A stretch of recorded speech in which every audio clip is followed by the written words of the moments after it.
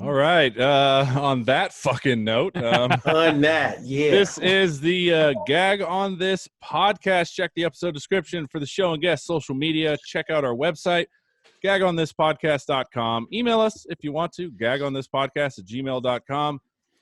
Like and follow our Facebook page. Also, subscribe to our YouTube channel, and you can watch the recording and hear the episode 2 days before it is released. I am Big Nick. I am joined always by my Portuguese lover that is Rob. Hello. Joined by the Italian stallion that is Danny D. What? And we will have Heather apparently coming in and out of the recording. I mean, whatever you boys want. You're the one who invited her in. We got a guest host, Sharon. Okay, I'm a guest host. Okay, cool. Thank you. Would you rather be a gagger? I can let you. I'll be a gagger. All right, we got Gagger. And there's Heather. Heather's back. Hi. Hello.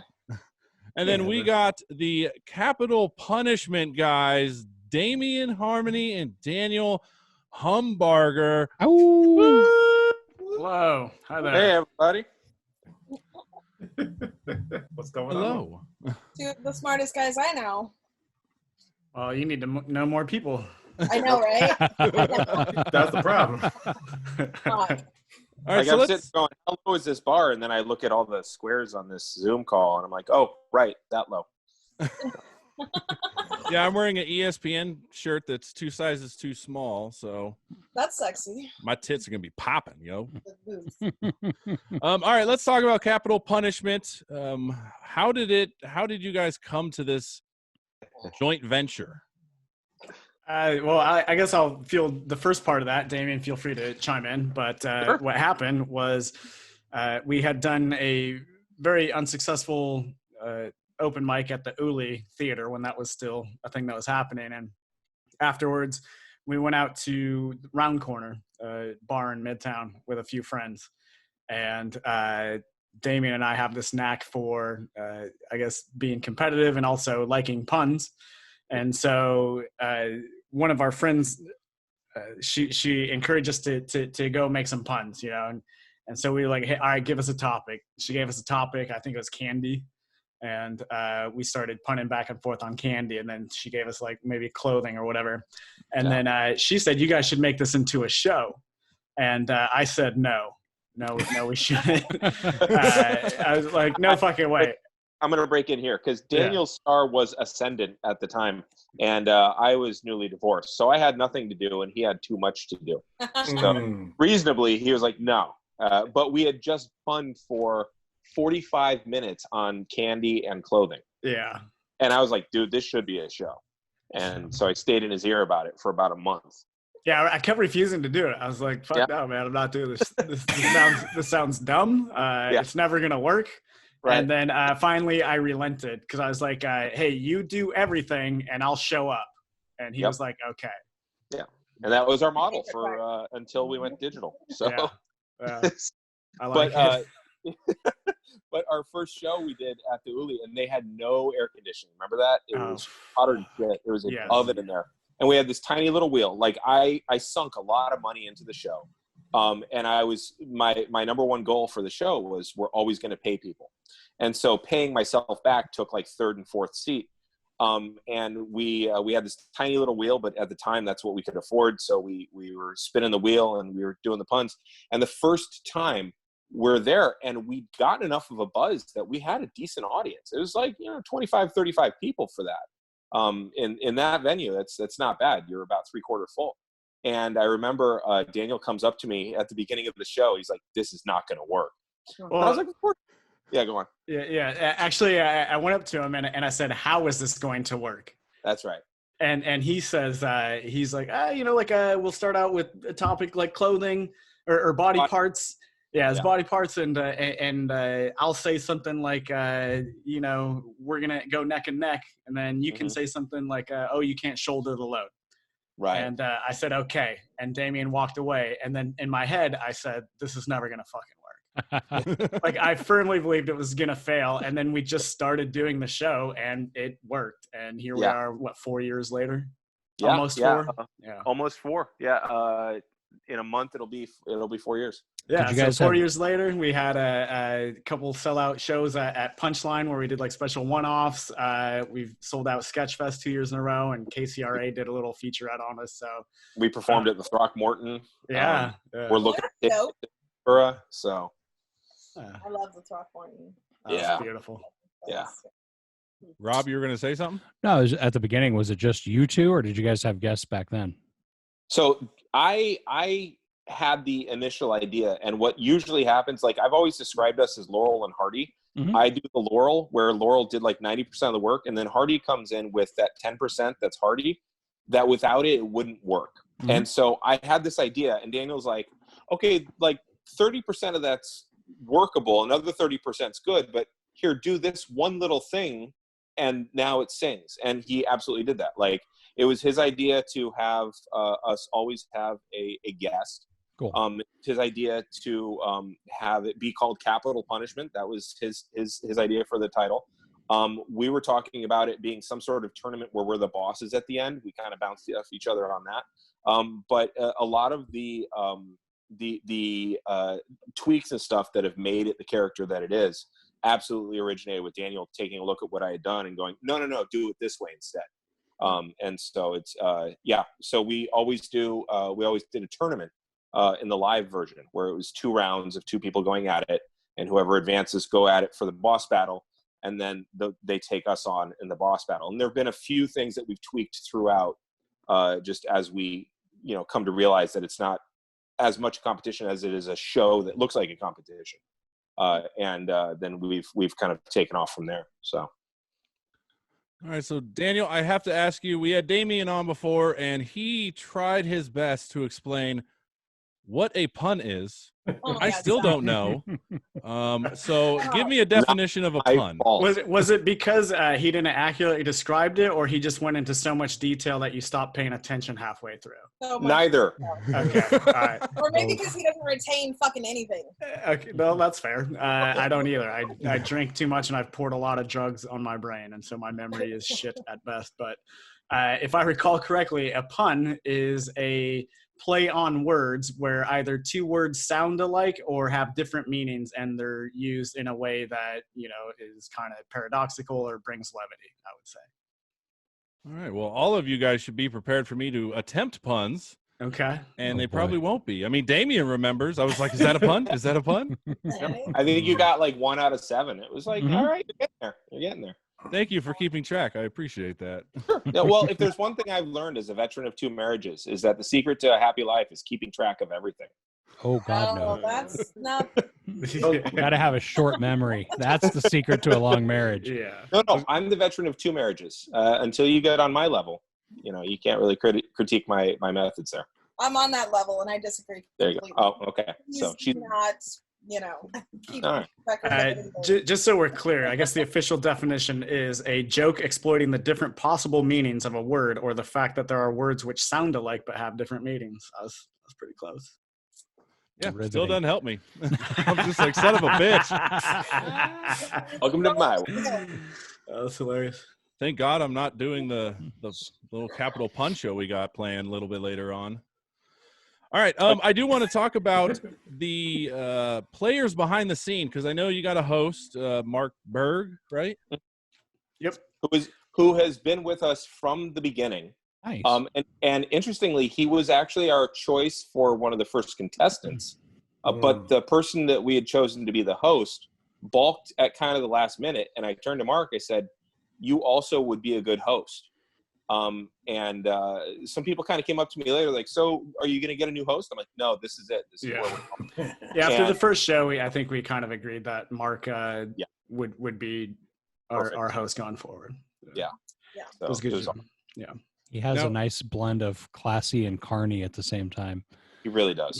Classy and carny. That is pretty perfect, actually. It does work. Yeah. What about the girl?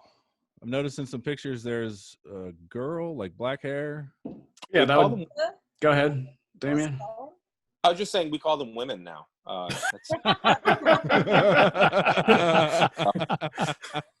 They're equals to a vote. it's the 100-year anniversary, so there's that. No, to whom are you referring? I don't know. I'm sure he's talking about Emily. Oh, okay. Yeah, Emily. Yeah. Mhm. Okay. You want to tell her story, Daniel, or you want me to? Go for it. Okay, so Emily was she was on the second show that we ever did, and she was the first person to ever beat us. So when you get to the boss battle, you have to actually beat us, and she whooped our asses.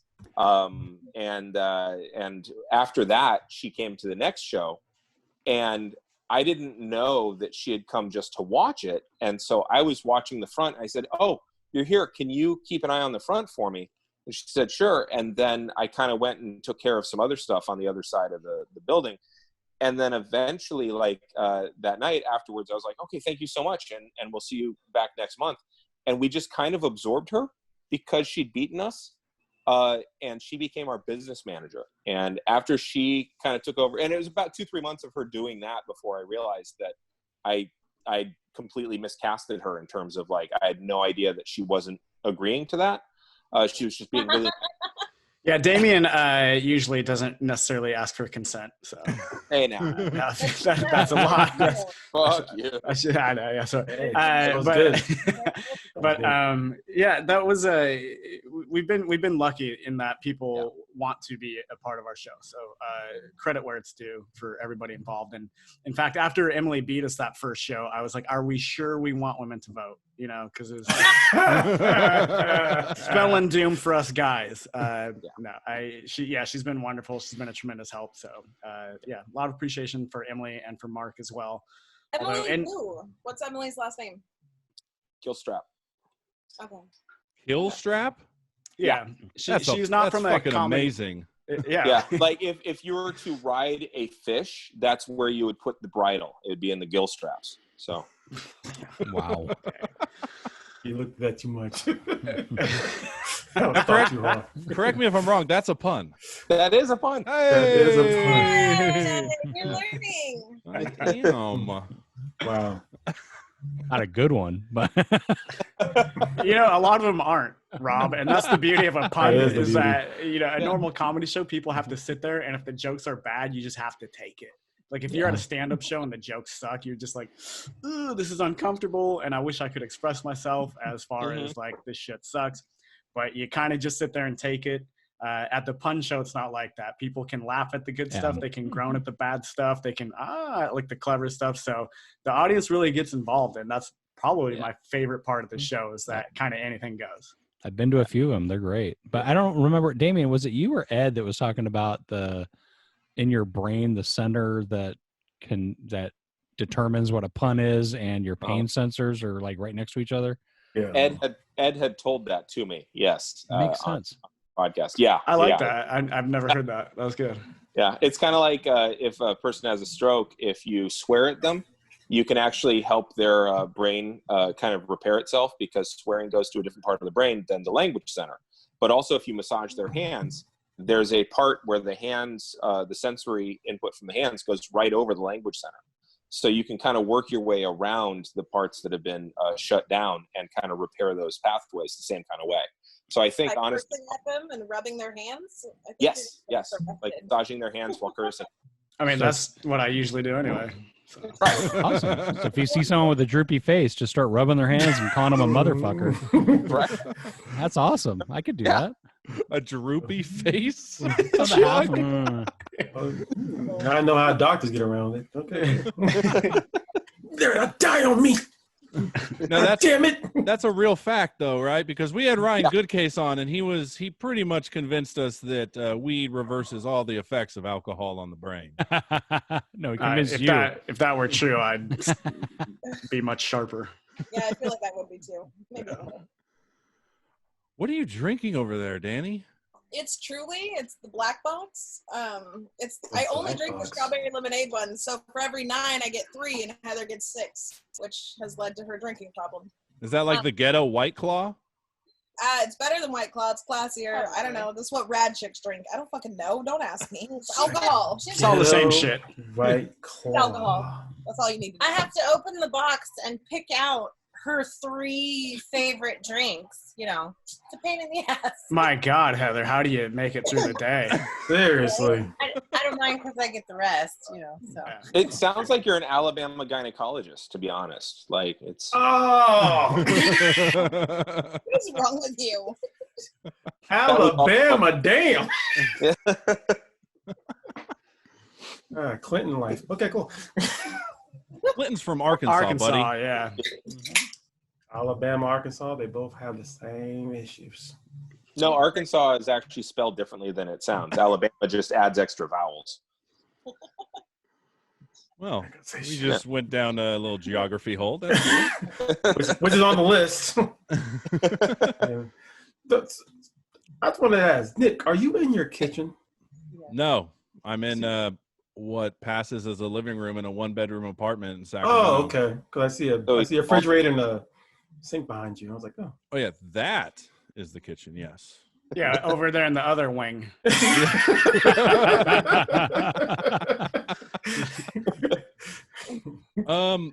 you guys have any questions before I continue? Anybody?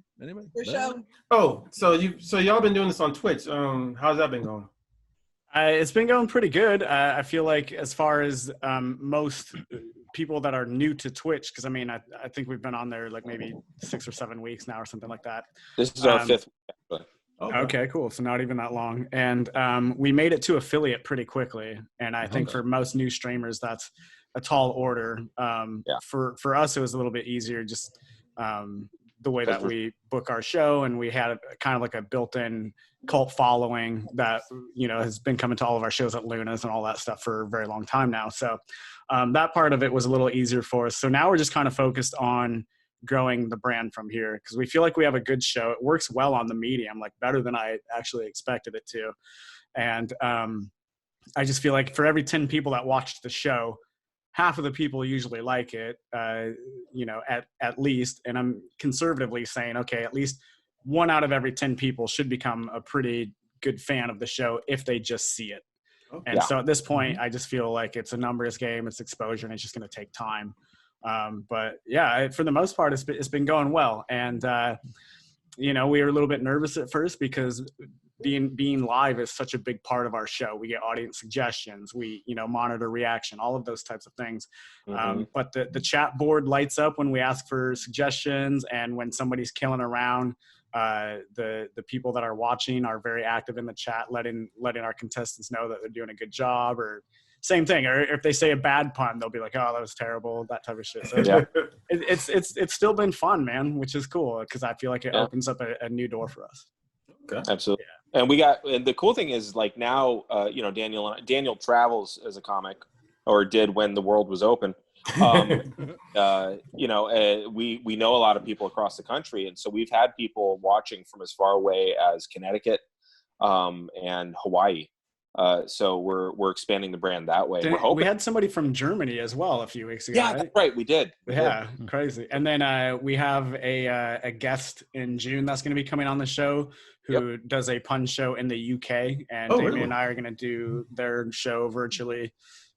Take place in the UK, so it's cool. We're already establishing some international connections. Oh, so this has kind of branched y'all out now. It's kind of made y'all go from, you know, California now out to man, because we're not restricted in just booking people that are close to where, you know, we do our show. We can get people from out of state. We can get people from out of country, because all you have to have is an internet connection and be in a Zoom meeting on time. When things go back to normal, do you think you'll maintain both live and an online presence, since you have an audience? Yeah, absolutely. I think we're going to try to once a week do our online show on like a Tuesday or Wednesday, and then still go once a month, maybe twice a month, depending on how things go on like a Friday or whatever. Once a month in each city kind of thing, like one in SF, one up here, that kind of stuff. Okay. Can you post them? Post the shows? Yeah. We just started up a YouTube channel as well, and that's the goal too, is to, whatever we do on Twitch, move kind of clips and highlights to YouTube. Okay. And TikTok. We also have a TikTok now. Oh yeah. Forgot about that. You guys have a TikTok? Yeah, we got a TikTok. So when you're you know, looking at you know, girls twerking, maybe also watch two dudes do puns. Yeah, I mean, you know, if you need a cool down, you know, if like you get aroused and you're like, what can take the sexy away? Just watch us do puns, man. Well, now our puns can get pretty climactic. So, well, the TikTok challenge now is to pee yourself in public. Okay, well, you know, Really? Why? I am already the king of that shit, so I. yeah, you're in for a big surprise if that's. You're ahead of the curve, man. You're already a cool kid. All right. Can you asparagus your puns? I thought the stream was bad. That's a bad streaming. I like to just cover them here and there. It's fine. Working on that. Now, what would you guys say is a better reaction, when you get people laughing or when you get the whole crowd just going, "Oh"? Yes. Pins. Yes. Yeah. I'll take either. I like silence, realization, groan, laugh, groan, like in that order, because it takes them a minute. They get it. They're like, motherfuck, and then they can't help it, and then they're like, you fucking got me again. I love those. Those are my favorites. I can live with that. All right, so let's talk about you being on word of mouth on KCRA 3. Yeah, that was awesome. I really want to thank Jess and the people at KCRA for putting that together for us. She came to me, reached out to me, and asked, "Hey, would you like us to cover your show?" And I, of course, said yes, and it was awesome. Just the job that they were able to do, because Damian and I have struggled so long to kind of put together something that really describes our show in a way that does it justice, and it's difficult to do, because at the end of the day, it's like, yeah, we do puns, we do them as if we were in a rap battle, but it's dad jokes or a game show or something, and it's fucking fun, and everybody loves it once they see it. But if that's what you hear about our show, you're like, that sounds dumb as fuck. Yeah. But then once people see it and watch it or take part in it, they love it, and so they did such a good job of filming an entire show and then somehow distilling into a 2-minute and 10-second long featurette what we're about. They did a fantastic job. We were very stoked about it. Yeah, I saw Rob in one of the promos. Rob was in one of the promos y'all had. I was like, oh, okay. That's right. He was in the audience. Yeah. Just laughing. Yeah. You were laughing, yes. Yeah, because we're funny. Funny that, yeah. Sometimes, for sure. Yeah. Yeah, we've actually, it's funny too, because we have developed like this weird cult following, and it's like the most positive, not Jim Jones cult kind of cult there is, but like where people like there's people that have started following us that they eventually end up on our show, and then they branch out into other creative things. Yeah, it's been really cool just to see kind of the impact that we've had on people's lives, which sounds way more sappy than it is, but like it's cool to see how people like reach back to us and thank us because now they're doing burlesque cello music or some shit like that. Like yeah, like here's how you know what a positive cult following we have is that the show has actually helped Damian get laid. All right. Like that's amazing, you guys. Yeah. That's fucking... I'm here doing the Lord's work. Yes, we are. Pleplease tell me you're not cracking puns afterwards. We can't stop. It's so fucking hard to turn it off. It really is. Like I get annoyed at myself sometimes after the shows because I'll just be standing out front and like keep going, and it's tough to turn off sometimes, but it's fun. Yeah, girl, I was in the middle of sex and she's like, I'm really into you, and I'm like, I'm really into you. Now I'm not. Now I am. Now I'm not. I like how we're all laughing and Robbie's shaking his head, just like, oh. And then she was like, dude, that's kind of a dick move. And I'm like, you're right. It's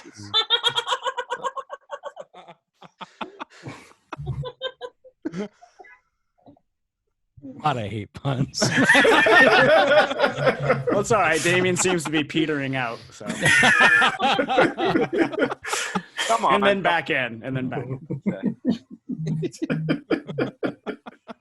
Oh my goodness. It takes balls to do a joke like that. It really does. Especially here in Stack. I mean, it really.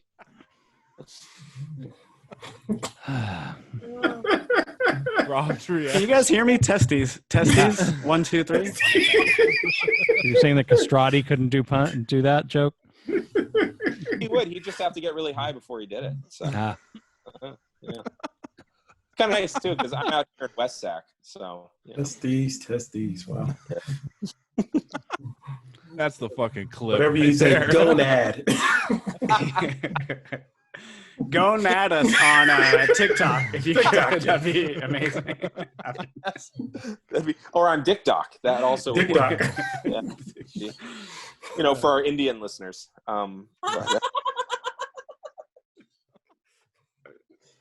Oh man, I'm sitting here trying to think of a goddamn pun to join in, and I'm like, I got nothing. I got fucking nothing. Just some sort of dick joke. I mean, it's not that hard. Good joke. Yeah, don't be cocky. Just do it. Yeah, there you go. See? It's still not that hard. Being a limp dick during the conversation. Was that a pun, Daniel, guys? Yeah, that wasn't a pun, but it was in the right vein. It's in the right vein.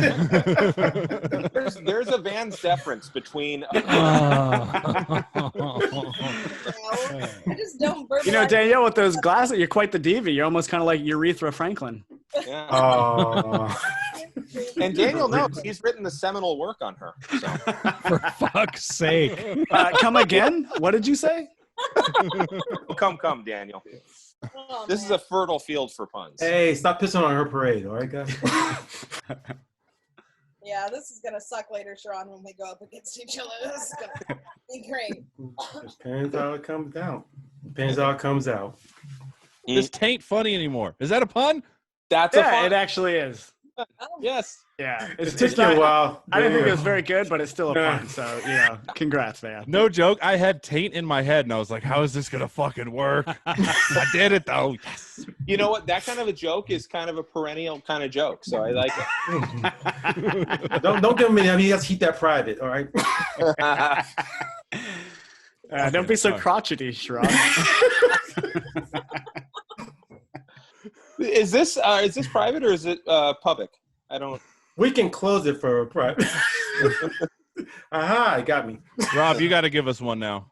I got nothing, man. I just what? cause my wife's always doing puns, and I just shut down. So Come on, Rob. Quit jerking around. You got something. Yeah, if you're not going to give us a pun, then just beat it. I love how the Dance, monkey, dance, monkey. the bottom of it, like the bottom row is just killing it. The top row, we are fucking struggling with puns, man. Well, your top row must look different than mine. Yeah. I don't know how that works. you. Yeah. Like I'm carrying the whole top row, but Oh, see, Damian, you're on the bottom row, You're in the which middle. makes sense. All right, everybody, just go through and talk about who's on what row. Come on, Oh, guys. yeah. Hold on. That's below the waist. Come on now. Damian, Daniel, I am, and Sharon are all bottoms. center. but it's funny too because like it's not like people enjoy puns half the time, but really the amount of like notoriety you get is total. I mean, it's a glory hole kind of situation, really. Fucking A. I cannot handle you two. All I got was taint, and I'm spent. I'm Yeah. fucking done. Done, huh? Clearly. Well, refractory happens, and it's okay. Really. At least you don't spread it around. Fuck you guys. You guys are way more clever than me. Have you tried Danielle's soup? Her peas soup is good. Pea soup. Oh, there you go. It's not There you good. go. It's really a simplex recipe too. Jesus. I see what you did there. See what you did Help there. me. Help me be better. Help me be better. Oh, what? Now you're asking for some help? You need some aids? Not right now, but I will the morning after. Okay, high five. Do you want to kill this? Are you 486ing this or? Can y'all stop being so minstrel? I mean, come on now. Oh, shit. Fucking A. I hate you, Sharon, because I'm sitting here and I got nothing, and you're just like, Periodically, he gets them in There there. he is. That's the period. Yeah. He definitely gets it in for sure. That's not a pun. I wasn't trying to. Fuck you guys. That's okay. Move on His to wisdom something is else. sloughing off on all of us. It's good. What? You want to say hi? He's rubbing off on all of you? Rub it off, huh? Did Auntie Vice want to say hi? She had a mixed food. She's cooking. She said hi. Oh. Give her my best. Her woman I will. duty. She's cooking. What? And you're smoking. Okay. Annie's Oh, cooking. is that shocking? I mean, We haven't gotten kicked off YouTube, so I don't think we care. it's not legal or not illegal. It's fine. Guys, don't mind me putting stuff in my mouth and watching. It's fine. It's okay. There you go. Sorry. I got it quiet. Go down that river. I think it got quiet because people are trying to think of puns. At least that's No, my... I didn't want to top her. I just, You know you're a bottom. Bottoms up. Yeah, there you go, man. I get to rap. Like, but people think I'm not doing any of the work. I clearly am.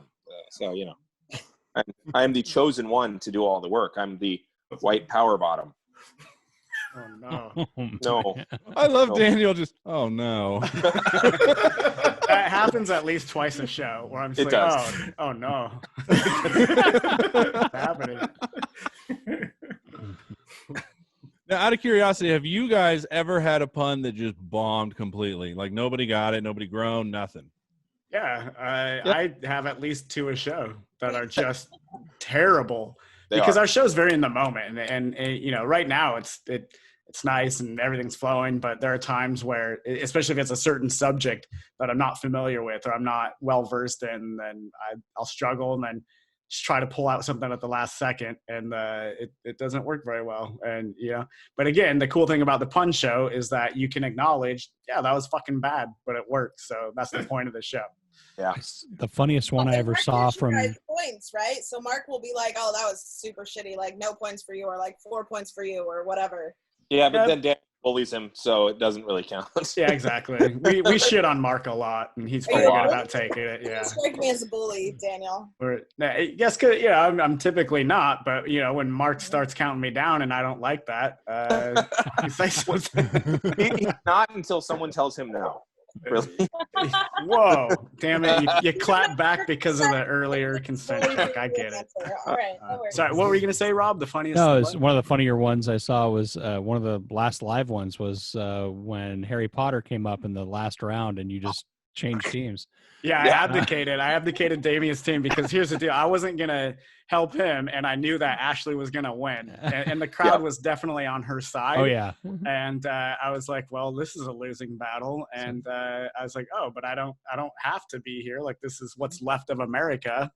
And so I'm going to exercise my freedom and join the team that's going to win. So, Oh, you might as well. You switched teams on Harry Potter? That's ridiculous. Hey, pun. That was Hey. a pun. There you go. Right? Fuck Yes. you guys. That was a great goddamn. That's a was. spell out of Harry Potter. For I those don't of watch you. Harry oh, Potter. okay. That was good. It Thank didn't you, really Damian. annoy anybody who makes creative things. It didn't bug art at all. That was Dumbledore's. Oh. Quidditch, you guys. Let's move on with the show. And Charon, I'm asking you specifically if you're serious because, you're black. Do I have to be? Are you serious right now, Serious Damian? black. Nice. Nice. Oh, my God. Serious Nice. black. You know, I'm a prisoner of Azkaban. So I love it. My dog. Falsely accused, of course. Falsely Yeah. accused. Everyone in jail is innocent. You guys didn't know that? Fuck. Actually, Serious Black was, and a whole lot of people are in there for drug charges. So thank you. Yeah. All right, let's move on. Let's talk about the SF Sketch Fest. You guys said you sold it out? Yeah, I fucking blew my True mind. Especially the first year we were at the Brava Theater, and it was about a 120 seat room. Damn. And I think it was on a weeknight? Yeah. Yeah, a weeknight. Friday. Yeah, 120 seat room, and it's a pun show that we had never done in SF before. And probably at least a week before the show even happened, it was announced as a sellout, and I was like, fuck yeah. That's awesome. Yeah. And we sold out again this year. We were at Piano Fight again on a weeknight. It was a smaller room, but again, sold out, packed out, and Piano Fight's an awesome venue. So that was a great show. We had Mikey Walls on, and he ended up going to the boss battle, and he just destroyed. It was amazing. Yeah. And the year previous, we had Natasha Muse, and she destroyed. Yeah. She went to the boss battle. Oh, we had Ron on as well, and we had him at Throckmorton. Ron That's Bach. right. Yeah, Ron Yeah, Ron Bai. Bai. Yeah, How did he do? He's hella good at puns. He was part of our Throckmorton show, and then we also asked him to do our Sketchfest show because he had done so well on both of them. So. That's awesome. Yeah. Yeah. Now, when you pick your, when you pick your comedians, are you necessarily looking for someone that's actually good at puns, or are you just sort of picking on personality and then seeing where it goes? Oh, well, I'll answer that. I do most of the bookings. And I look for people who are quick-witted. I don't look for if they're funny on stage. I don't look for if they write good puns. I look for if they're quick-witted. And so what'll get their foot in the door is if they're funny on stage and or they, write good puns like on social media. But then I have a conversation with them. And if there's something you can tell when you talk to them. And if that pops up, it's like, okay, you need to be on the show then. That's how we've gotten some of our best people on the show. And other times it's audience members who stop by with Emily and they're like, hey, I'd really like to give that a shot. And she gets the information down and then I go have a conversation with them. Otherwise, it's somebody that Daniel knows really well and he tosses them to me and, and we get them booked. So there's about 3 avenues, but it all kind of comes down to, are you quick-witted enough? Can you roll with whatever we're doing here? Because if you can do that, then you can pun. Yeah, we have a pretty clever booking mechanism in that when we first started the show, we were booking 3 comedians and 1 special guest. And we found as the show progressed that stand-up comedians don't always translate to being good on our show. It's a different animal. It's a different beast. And so, while if like Damian said, if he books you in your stand-up, it's not because like, oh, you're a stand-up comedian that we know. It's because we think that you'll do well on the show. And typically people that want to do the show probably end up being pretty good at it as well. Yeah. So, we're not looking to make anybody go out of their comfort zone or anything like that. It's more of is it a good fit? And we found that a lot of stand-up doesn't translate. Improv comics probably do a little better. And then our special guests, some of us have literally floored us with how good they are, like just unsuspecting. Having said that, though, some of our best punters have been stand-up comedians like Mikey Walls, Natasha Muse, the list goes on. Yeah. How'd y'all get Jason B to do it? Just found him and he's like, yeah. Jason was like, yeah. Yeah, Jason B is one of my homies, and I reached out to him, or he reached out to me, one or the other, and I've known Jason long enough to know that he's a clever dude, and I thought that he would do well on the show, and he fucking kills. Like he's one of those comedians that he took the stage. I didn't know what to expect, and then by the time the round was over, I was holy shit, man. He killed it. Yeah, I remember because his first time with us was at the Uli, and I had no idea who he was, but we booked him because it was like, okay, Daniel said he's good. We're good. And then, it was just like, oh my God. We've had some comics, and I'm not going to name names, but we've had some comics where I thought that they would kill it because of the stuff they did on stage. And it turns out they're really good at creating their own material and having their own world that they set up on stage for you. And that's their strength.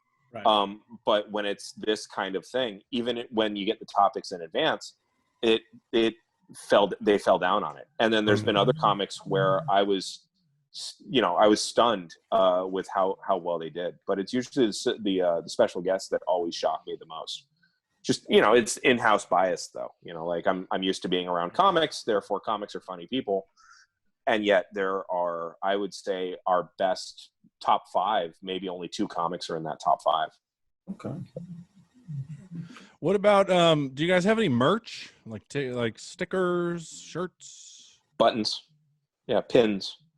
And we sell those at the live show. But we have 3 pins, and you can get all 3 for $5. But people wear them around. It's kind of cool actually because I've seen people walking around. There's a guy I saw at the zoo. And he saw me. He's like, "Oh, you're that Capital Pun guy." And then he showed me his pin. Holy shit! Cool. Yeah, it was rad. Oh, I didn't know that. The draft pen, and nice, I was there with my kids, and I was like, "Oh yeah. Hey, here's when our next show is." I went right into that, and my kids are kind of looking at me like, "Are we gonna go see the Meerkats? What's going on?" But just make me think about it. No, just maybe think about it. It's like when someone wins, do you ever call anybody a Punisher? Or you're now an official Punisher or something? Oh, we haven't, but maybe we do need a moniker for for those that have done very well or beaten us. So yeah, we should do more merch though, man. We got to make a shirt. This suggestion came by a female, by the way. I believe we call them woman. It just depends, on the context, I guess. If you're a Ferengi, I feel like it's all under the same umbrella of good intention and respect. Female tricky. Man, what a time to be alive! I have to couch every single fucking word I say for the rest of the day. Really? So, some people just call that being, but whatever. Some people call that what? Being decent, but whatever. Okay, cool. Thanks, White Knight. We're not decent at all. Yeah, I mean, fucking. Can you see us down here from your high horse over there, Damian? So she suggested that we make a T-shirt that says "Fuck bitches, get punny," and I was like, "Fuck it, I like that shirt." So yeah, we're working on some merch. Maybe that one won't be popular, but we'll see. Yeah, you could always just take a lyric from a big pun song or something. Nice. Like, nice. I'm not a player, I just pun a lot. I like that. Yeah. Boom. See, I'm good. That sounds so white. Well, I mean, look at me. All right, how do you guys come up with the topics? I'm curious. I'm assuming Damian does. Why would you assume that? Because he said he does 90% of everything. Well, True, he did say that. Okay. And you didn't argue. It's not as lopsided. Daniel has actually taken over a lot of the production of the show. The digital is much more Daniel's baby than it is mine. I handle the live stuff and the booking. He handles a lot of the digital stuff and virtually all the digital stuff and getting us the exposure that we need. So it must be nice to have collaboration on a team. Fuck you. I market the motherfucking shit out of us. I even have our link on my Tinder profile, bitch. Wow. So, You have this on your Tinder profile. Like, hey, if you want to get to know me, why don't you listen to this podcast and subscribe and then hit me up? It also helps her on Tinder because it's called Gag On This. So. Yeah. I mean, my pictures are pretty good, but yeah. Right. Yeah. I have no doubt. But yeah, actually, I think we come up with some topics and some are recycled. Damian will usually, or at least he used to, like send it out like, hey, is this good? And maybe I'd add a few or whatever. But yeah, for the most part, it is Damian. So your assumption was correct. Now, do you guys ever do like theme shows? Or are they just random? No, it depends on when the show lands. So 2 years ago, our show landed on May the 4th. Which is a big Star Wars holiday for the new Orthodox. The old Orthodox say it's May 25th, but the new kids, the new Covenant kids, they do May the 4th. So we did a show for that. We had a show that ended on Friday the 13th. So we did a horror film show. That one was a lot of fun. Yeah, it was. And what else have we done? We've done a holiday one, and I think we've done all teachers. Yeah, we've done an all teachers. In fact, our digital show, not tonight, but next week, will be an all teachers one. Yeah. So, yeah. Like, what kind of topics would you have for the teachers one? Just like chalkboard, things like that? Well, we wipe the slate clean and then come up with a few. Oh, you don't keep it transparent? Ooh, look at him. Another one. I know. That was good. You guys probably, most of the people here probably know transparency. The thing. No, just me. All right. We'll just put the dunce cap on your head. Whatever you want, Nick. Whatever you want. Sorry, what'd you say? I wasn't paying attention. Fucking stupid. Well, just got to get to know the principles. Come on. Hey, there you go. You're gonna kick my ass around. It's not even. Look at Danielle just lounging around. That's all she does, man. Yeah. And I'm shocked she hasn't moved. She'll usually move 3 or 4 times during a podcast. Dude, I don't know why you guys are picking on Danielle. Xerox. Yeah. Thanks. Is that another teacher pun? Yeah, Xerox. Okay. I heard it. Right. Went over the head, but I saw it. Yeah. I thought you were talking about Z-Rock, the radio station in New Yeah, York. it's like Oh, Probably not. no. Yeah. So yeah, when I have a pun that doesn't work with the audience, it's because of the audience. Oh, is that it? I'm sure. Himself. That's what I tell myself. Yes. I was behind the class. Just because a pun is smart does not mean it's funny or good. True. Yeah. Well, it does mean it's good. Just doesn't mean it's funny. So. Fair. Yeah, I'm walking testament to that. I've dropped 2 puns and got nothing from you guys. That's not true. I well, again, it's not because they were smart, though, is it? Right. You just want other people so bad. I can't give it to you. I cannot give it to you. All right. So, yeah, with the teacher stuff, yeah, we come up with topics that people are used to having associated with school. And very often I will ask the contestants, hey, what are your interests? What are you good at? What are some of the things you aspire to being? And so then I will kind of collate that and just kind of figure out what are some good topics, and just I tend to think about what are what can we generalize, what can most people get. Like math, could be a subject when we have the teachers on. So exactly, and then that probably divides the room. Oh, that was a good one. That was a good one. I do that. Good job, Nick. Good job. Yeah. You have no idea. My nipples are so hard right now. I'm like, yes. Prowess is multiplying. Just the one, because the other one's inverted, right? That's it. I'm done.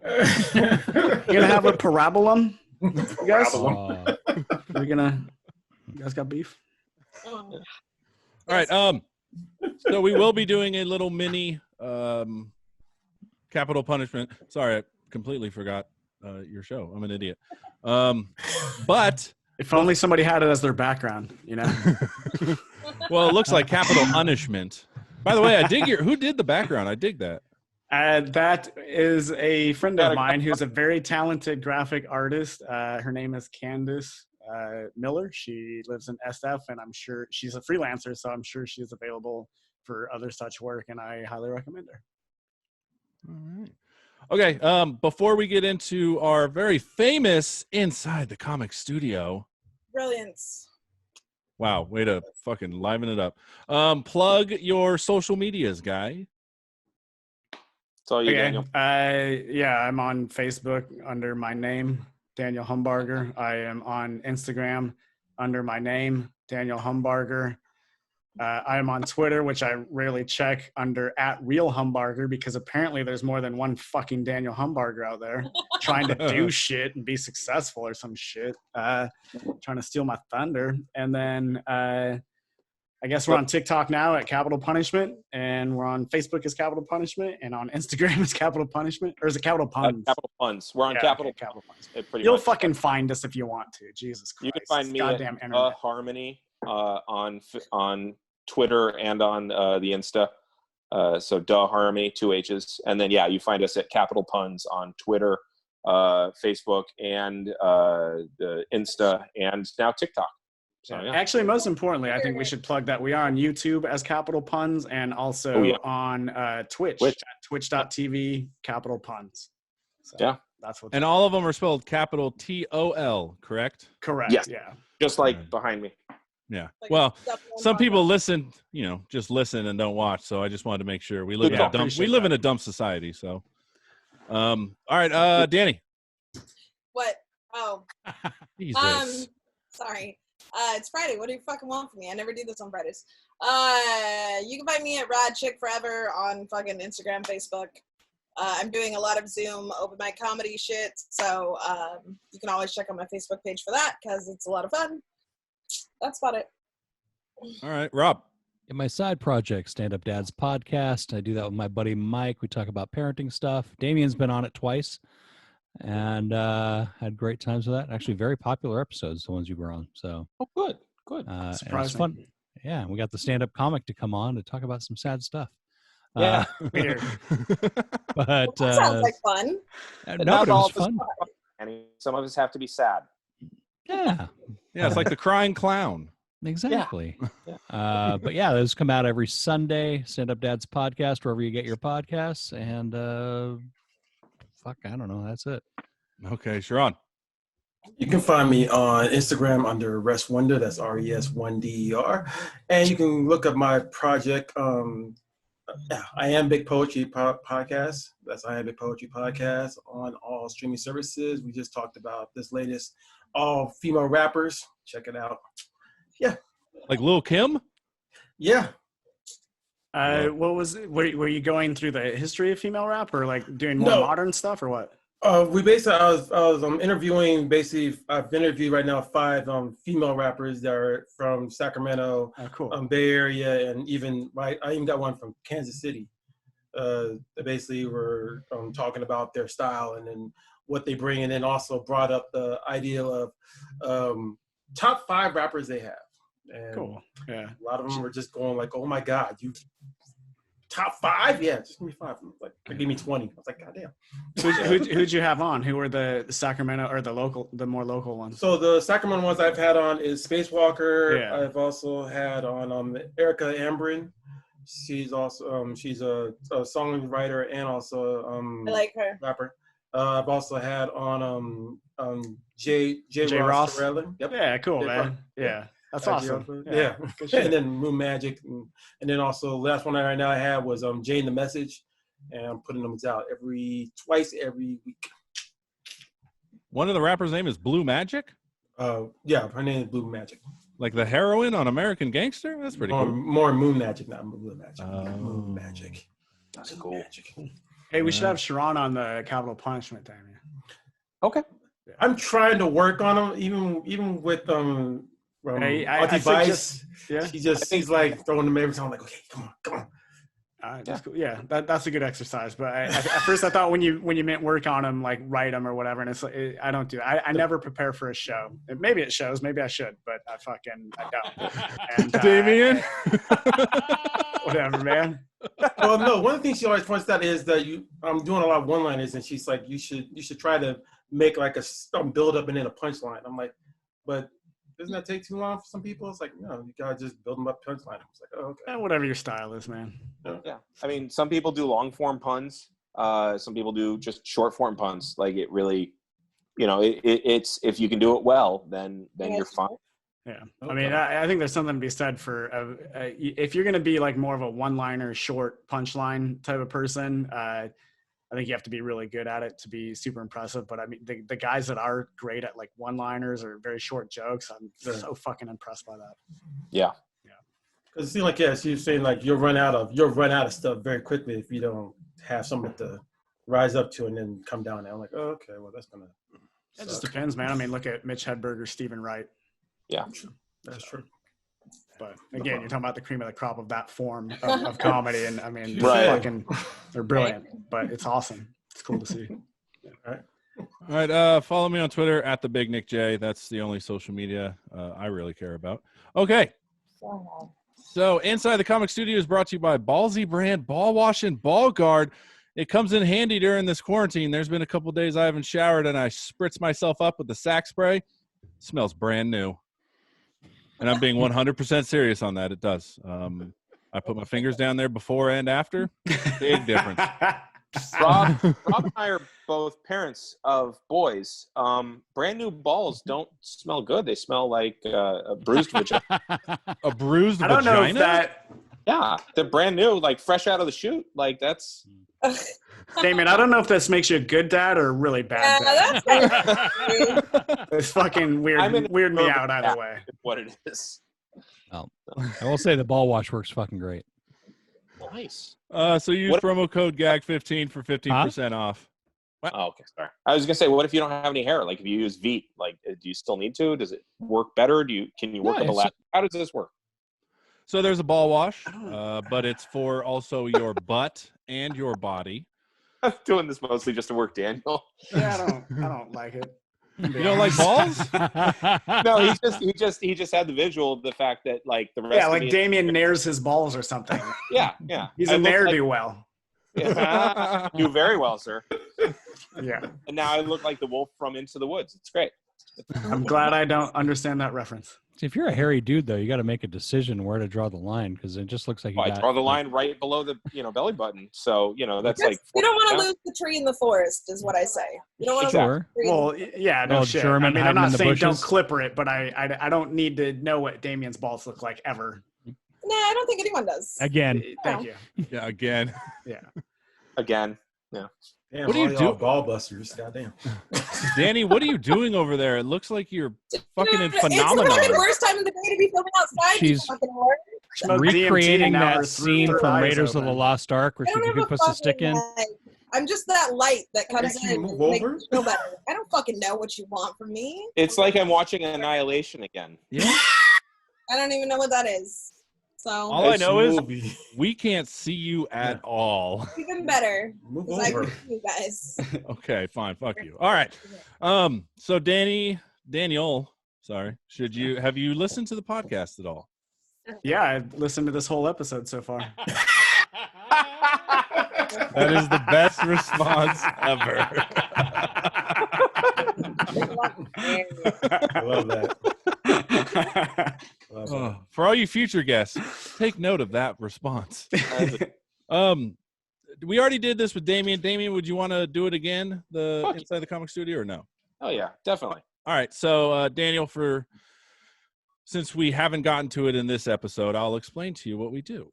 We ask all comics the same 5 questions. So for both of you, question number 1, first joke that landed well. All right, I'll call. Daniel, go. Okay. 10 years in and I'm still waiting. I'm sure I'll have one soon. No, God damn, dude. I tried doing stand-up a really long time ago, and then I quit I did it for maybe a month and then quit doing it for 8 years and then started doing it again. And so I would have to say it was probably me recounting the story of my overweight cousin and how he would run out of breath trying to make sound effects while playing with his toy cars. And that one, actually, my big closer back then was I had a joke about being on running, how you can get away with anything as long as you tell people that they're on a hidden camera show. And that one used to land really well. Also, I'd go steal my neighbor's barbecue or, have sex with his wife, and he'd get upset, and then I'd just be like, "You're on my new hidden camera show," and then it was like, "Ah, you really got me." It's stupid. All right, Damian. I am a Latin teacher by day, and so I used to tell a joke where I would explain how it's really cool to do what I do, but ultimately I'm really specialized at something that you can't transfer into any other skill. And so I found myself getting jealous, like layoffs were coming, and I found myself getting jealous of a guy who was by the off-ramp saying, "We'll work for food." And I was like, what am I going to do? And then I conjugated the verb to work and just, does work for food, was working for food, will work for food, did work for food, had worked for food, will have worked for food. And I just I kept going on and on and on. And pretty soon people are just like, holy shit, how long will this, it's like sex with me. Like, how long is this guy going to keep going? And why am I laughing the whole time? So it was, and then you're happy it's over. Yeah, exactly. You're like, but you're also exhausted. So it's good. And you don't remember quite how you got there. But oh no. No. But yeah, that joke was my first closer. It was and it was, I think I did that like the first week of doing comedy, but it took about 6 months to turn it into something that was genuinely funny instead of just like a cool stunt. I wish I could just get a soundbite of Daniel's "oh no" and just like play it when people say something offensive. Just be like, "Oh no." There you go. You can have it. Take the one from earlier in the show if that one was better. All right. Question number 2: favorite thing about the local comedy scene, Daniel? When we first started out, there was there was some cliquishness, but there was a lot of camaraderie. There was a lot of support, and I remember it was very normal for people to give each other tags or help each other out. And I'm probably a little more removed from the open mic scene now, even though I shouldn't be. I'm not above it or anything. I could definitely use the practice. But I don't know if it's that way anymore. I hope that it is. I would encourage people to encourage each other. Somebody else's success does not mean your failure. But more than anything, I'd say my favorite part of the Sacramento comedy scene is how underrated it is. We've had some really fucking fantastic stand-up comedians come out of this scene. I'm a better comedian for having been in this scene. Just the amount of talent that you look at it and you're like, well, I gotta fucking get better, or else why would I do this? And so just the amount of talent, and I still don't think that the rest of the nation realizes what we have here. But we have some great fucking comedians, and it's always cool to see people grow and get better. All right, Damian. I would say the accessibility for different types of comedy. Like, different scenes often have the same flavor, and you just have a hierarchy of who's best at that kind of thing. But I've noticed, we've had our show damn near 4 years, because we pun. There's another show where they talk about various disabilities that people have, and they've been wildly successful. There's other shows out there where they're developing their own roast battles. And it's different than what you see down in LA. I think the fact that so many people can find and create so many niches for themselves, that the scene has enough room for everybody to succeed on their own terms if they really push at it. All right. Now the opposite. What's one thing you would like to see changed or dislike in the local scene? Let's see. I don't really think that's necessarily up to me. Obviously, I'm not the arbiter of fucking all things Sacramento comedy. But I think one of the things I'd like to see change, I guess just like more appreciation for the kind of like the venues and the old guard of comedy, like the history of Sacramento comedy.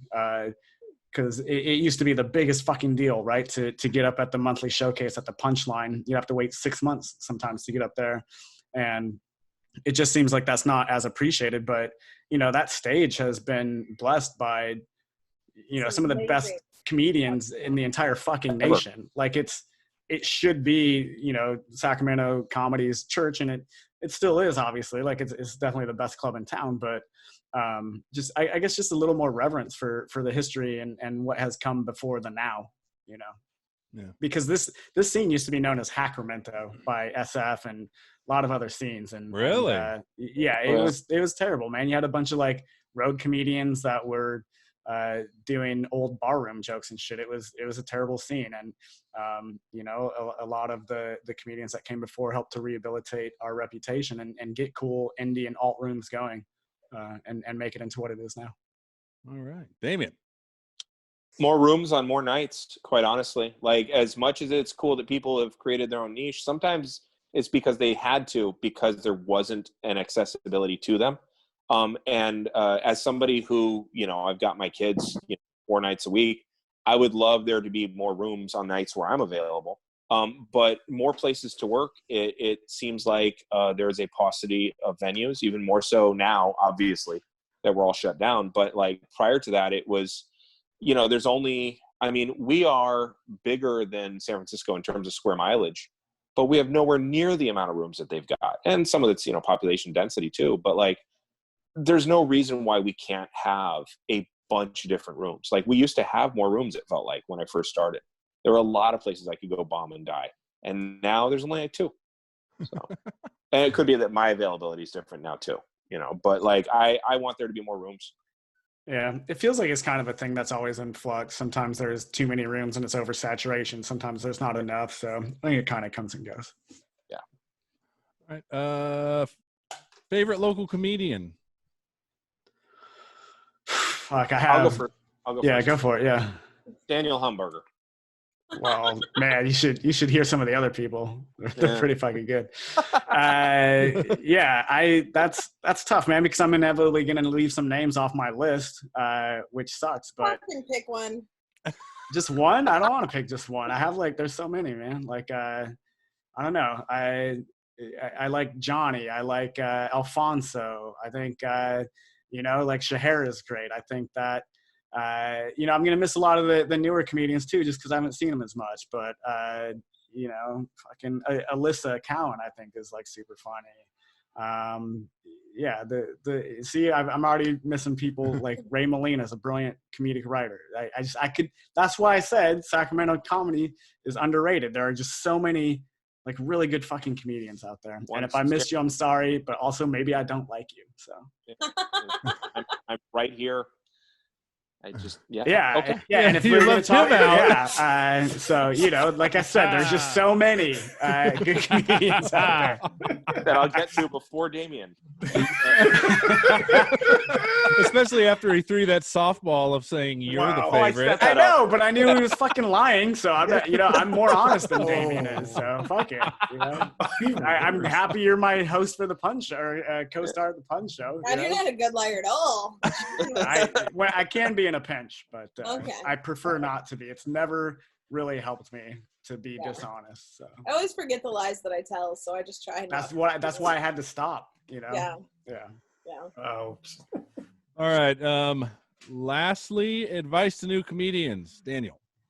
Fuck, I mean, if you're just starting to do stand-up comedy now, good fucking luck, man. Like, how are you supposed to grow doing fucking Zoom rooms? Holy shit. It was crazy. I had somebody reach out to me, and they're like, hey, I'm going to start doing stand-up. And I was like, cool. Like, after quarantine, they're like, no, I got booked for my first show on Zoom on Tuesday. And I'm like, okay, fucking go for it, I guess. What a weird fucking time for everything, but especially to start stand-up comedy. But if things had been normal, the advice is the age-old advice. You need a lot of stage time. I would seek out advice from people that have been doing it for a while whenever you can, and just trying to keep getting better. Like my biggest thing that my approach is I try to take a good look at what my current weaknesses are and then shore those up. Like I try not to focus on what I'm really good at. A lot of people will, and then I feel like that doesn't help you grow as much. So I try to look at what I'm shitty at, and there's always something. Just try to make that part better. And maybe it's something that's not necessarily your strong suit or wheelhouse, or it's never going to be your strong suit, but I think it's a good approach, and it's helped me. So, all right. So, Damian. question. Yeah. Okay. Go ahead, Damian. Okay. I was gonna say my advice to a new comic starting out would be when you go to an open mic, watch the whole show, because if you're new, you're not there just to work on your own shit. You're there to see what other people are doing, and it doesn't mean steal their material, but absolutely look at what they did that worked. Look at the nuances. Eventually look at the nuances, but look at the people who are working and who are making it work, and go to multiple mics and see who shows up to all of those, and then start to look at what they're doing that works and what they're doing that doesn't, and be okay with being hacked for the first year, because you're just trying to get your feet under you, and you're just observing people. And then after a year, try to develop your own voice. And once you've tried to develop your own voice, I think after a year, you can start to be more authentic to yourself. And you should still be watching everybody. Like, it's real easy just to do your stuff and then go hide. You're not hearing anybody else's approach to life, any unique ideas or anything like that. And I think being around all those unique ideas absolutely help you grow. So, and Sean, you're going to ask a question. I'm sorry. Oh, no, thank you. I was going to ask you, because as Daniel was pointing out, that the whole Zoom thing, how are y'all doing with we've had comedians come here on the show. Some don't care for it, some applaud it. How y'all doing with the whole Zoom, or even all these other the shows now being on Zoom and stuff? Yeah, I mean, I think if it works for you, or maybe it doesn't even work for you, but you're making money, then that's awesome. I mean, these are weird times, and however you got to make your scratch is how you make your scratch. I've done one Zoom show that was stand-up comedy, and I hated it. Like the crowd is such a big part of the show for me. I mean, for comedy in general, obviously, but it was, and I'm sure the more you do it, like, you'll get used to it. Or maybe there's like some kind of arrangement where you can have people in there and you can see them laughing in real time. But my setup was just a camera pointed at me. I had no idea if anybody was out there watching, no idea for the reaction. Like, luckily these are a lot of jokes that I'd done at clubs beforehand. And so like, I know they're good jokes, but it's fucking missing, and it's not the same. Having said that, if somebody wants to pay me money to do a fucking Zoom show, I'll do it, but I don't like it. Damien?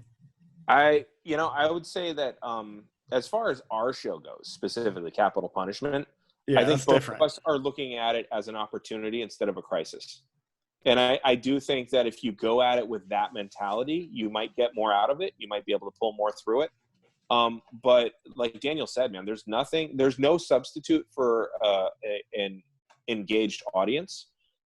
But also, don't let perfect be the enemy of good enough. Like, if this is what you got, then do this. Sure. And to be clear, like, I wasn't talking about our show. I like doing our show on Zoom, but it's not a stand-up comedy show, and that's the difference. We have each other on screen or multiple people on screen sometimes to laugh with us, and then we can check the chat boards and like know that people are engaged and loving the show. So it's just because our show is a different beast than stand-up comedy. And we don't have the existential dread of being alone. Like Daniel said, we're partners, so we have each other, and that's a lot. And it doesn't make a difference if we make it or not. But so we just give it a shot. So we hold on to what we got. We're halfway there. Jesus Christ, Damian. Fucking A. Yeah. I see why you've been divorced twice. If he keeps this shit up, it's gonna be a third time. So leaving you, Damian. Get all that alimony. I'm going for the hat trick. It's not the girl, Peter. It's the building. So. Oh. All right, Rob, is your wife ready? Is she coming on or no? Get on. Yeah. Okay, so what we're gonna do is we will do a short, like 1 round each, Capital Pun show.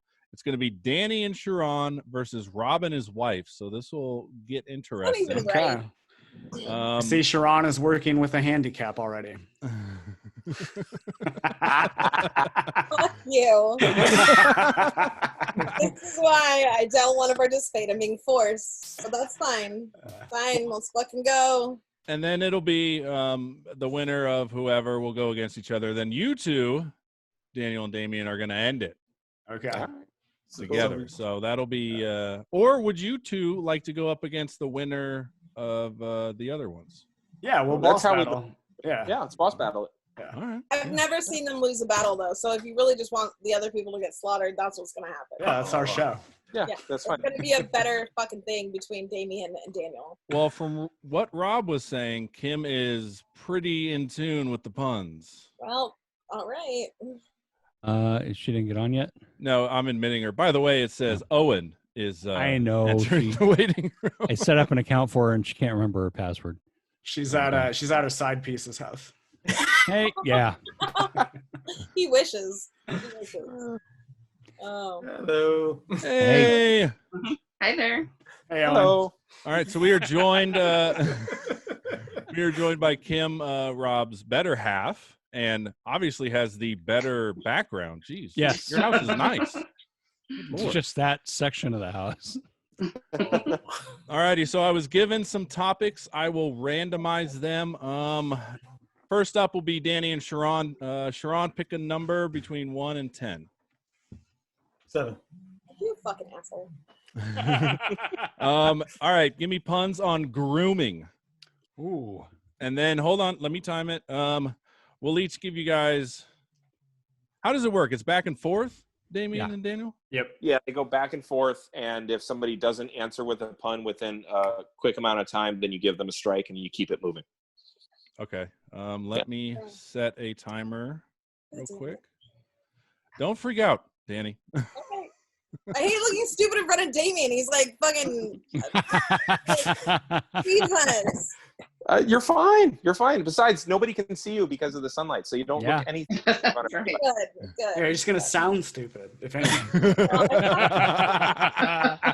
All right. So I get some more. I will set the timer. We'll do a minute round just because I know you guys got a show later tonight, so we want to get you going. So we'll do a minute round for each thing, and then we'll go from there. What do you guys think? 15 seconds to knock a pun out? Oh, yeah, you know what? I'll keep track of the time. Yeah. Okay. All right. Not the round time, but like I'll count them down if they're struggling. Okay. Yeah, I got a the bit short, but all right. I got the round time. So so we'll Sharon, please lead us off with a pun about grooming. Well, you know me, I just basically keep it cut short. So. All right. You know, I wouldn't want you getting into a hairy situation. Actually, Danielle and Sharon are on a team. Is that correct? No. Apparently, we're battling. Oh, you're battling. Okay, all right. I'm battling her. Oh, yeah, all right. Sharon, back to you.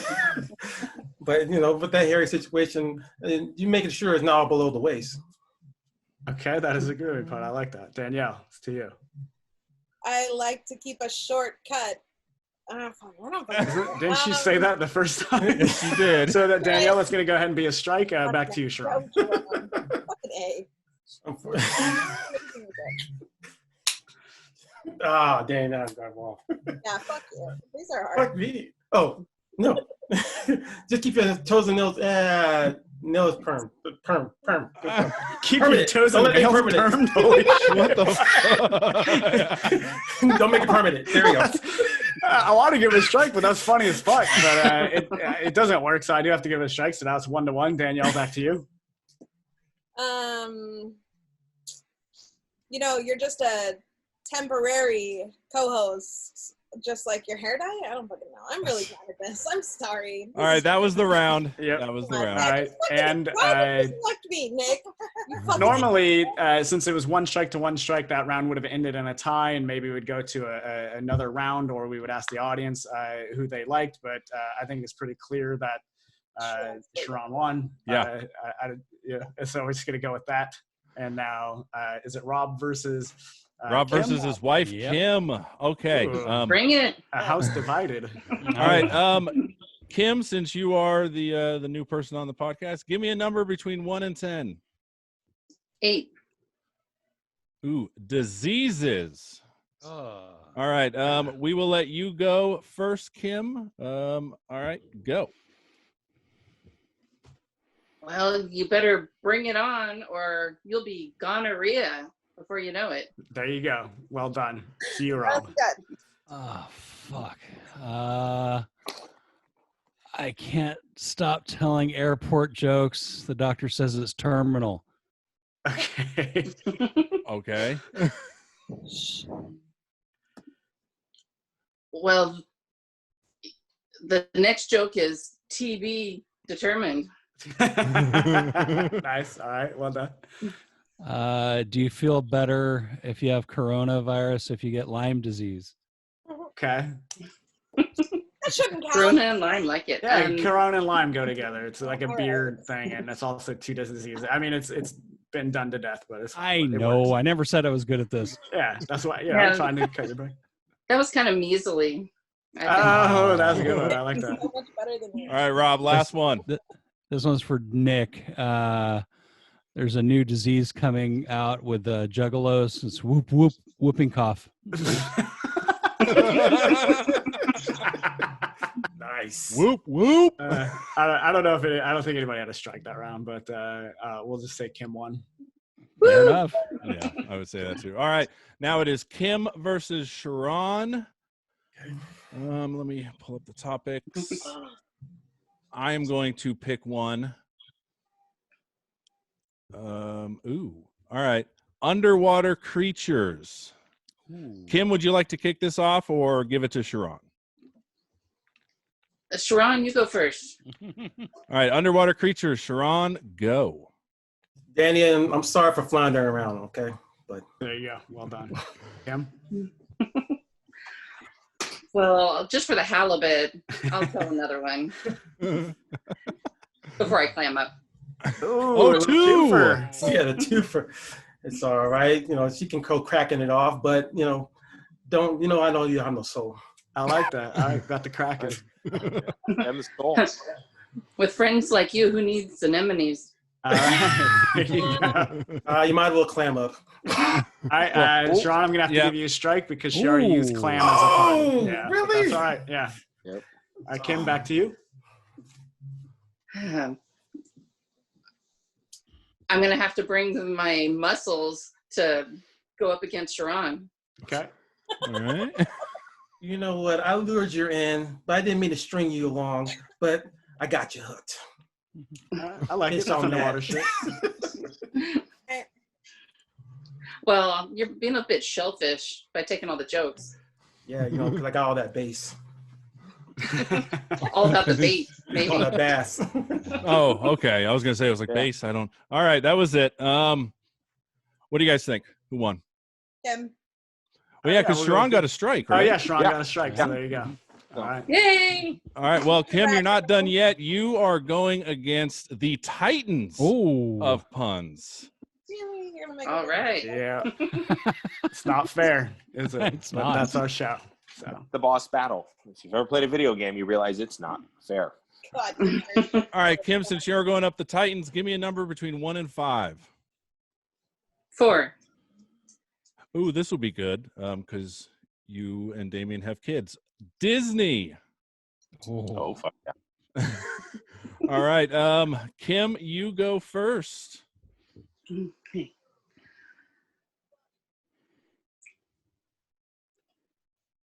A lad in the room might win right now. yeah, I think so. Because you said it'd be good for Damian and Kim this round, but because maybe you don't think I have any Disney puns, but I got Mo, and she's gonna run out of them. So Nice. it's Moana, Danielle. I don't really like that one. Wow. All right, Kim, back to you. Well, this has been incredible spending time with you. Yeah, a lot of people think that it's a bridge Jafar to join us, but honestly, you just step up and go. Oh, jeez. Okay. All right, Kim.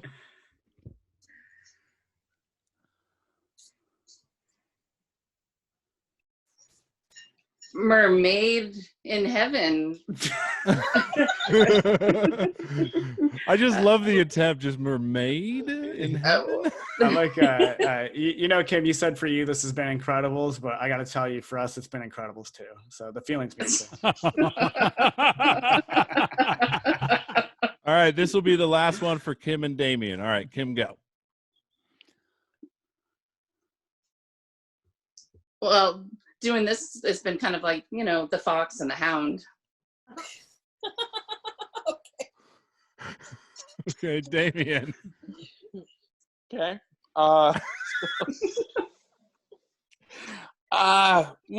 Okay. Yeah, that's that wasn't really a pun, but I'll let you walk away with your dignity intact. There's no reason to poo all over the effort that you made. Oh. I wouldn't want to be robbing anyone of their jokes. All right. What do we got? What do we think, guys? I mean, give it to Kim. She doesn't do this for a living, and she's better than me, man. Better than Rob, her fucking husband. So Yeah.